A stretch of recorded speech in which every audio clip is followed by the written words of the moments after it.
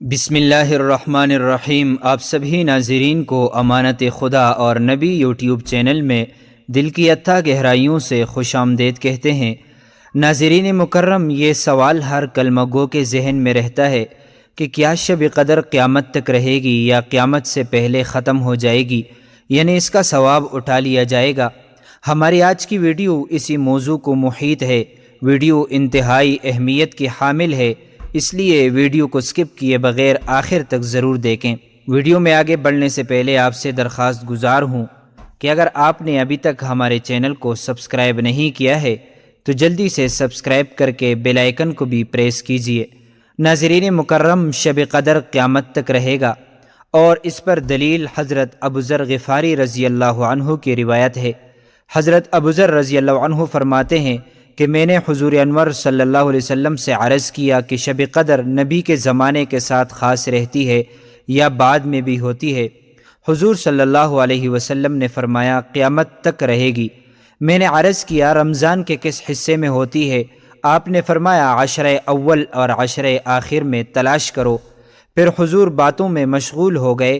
میں نے موقع پا کر عرض کیا حضور یہ تو بتلا دیجئے کہ عشرے کے کون سے حصے میں ہوتی ہے؟ حضور اتنے ناراض ہوئے کہ نہ اس سے قبل مجھ پر اتنے خفا ہوئے تھے اور نہ بعد میں ہوئے، اور فرمایا اگر اللہ تعالی جل شانہ کا یہ مقصود ہوتا تو بتا نہ دیتے، آخر کی 7 راتوں میں تلاش کرو، بس اس کے بعد کچھ نہ پوچھو۔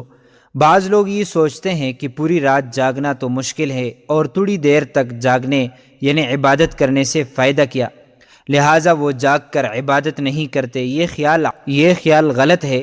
اگر رات کے اکثر حصے میں جاگنا نصیب ہو جائے تو انشاءاللہ تعالی یہ فضیلت حاصل ہو جائے گی، اور پوری رات بھی جاگنا کون سا مشکل ہے۔ ہم اور آپ جانتے ہیں کہ گزشتہ رمضان المبارک میں کتنے لوگ ایسے تھے جو آج دنیا میں نہیں، اور وہ رمضان ان کا آخری رمضان تھا۔ ہمیں کیا خبر ہے کہ آئندہ رمضان تک ہم میں سے کس کس کی باری ہے؟ اس لیے اگر اتنی بڑی نعمت حاصل کرنے کے لیے کوئی 1-2 رات جاگ ہی لیا تو کون سی بڑی بات ہے، لیکن اگر تمام رات جاگنا بس میں نہ ہو تو اکثر ہی صحیح اور بہتر یہ ہے کہ یہ آخر حصہ ہو، کیونکہ اس وقت عبادت میں دل لگتا ہے اور شروع کے مقابلے میں آخر رات افضل بھی ہے۔ معزز ناظرین و سامعین، یہ تھی ہماری آج کی ویڈیو۔ ہم پر امید ہیں کہ آپ کو ہماری آج والی ویڈیو پسند آئی ہوگی۔ اس طرح کی مزید اسلامی معلومات کے لیے امانت خدا اور نبی یوٹیوب چینل کو سبسکرائب کیجیے۔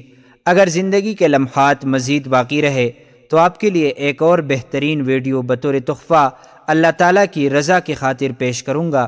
تب تک کے لیے مجھے دیجیے اجازت۔ اللہ تعالیٰ سے دعا ہے کہ اللہ تعالیٰ ہمیں رمضان کے صدقے معاف فرمائے۔ آمین۔